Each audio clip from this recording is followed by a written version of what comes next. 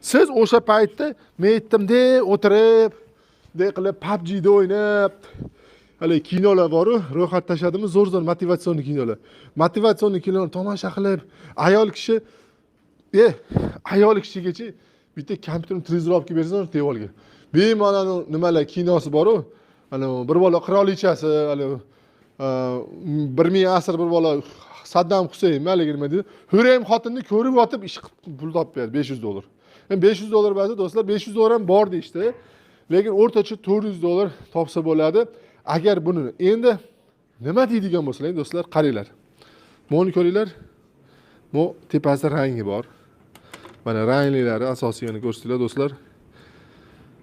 Bu narsa do'stlar, mana mashinasi, buni nima deydi nomini kommentariy yozib qo'yinglar, kim biladi? Buni bizni o'zbek tilida buni ratan stol stul deyiladi.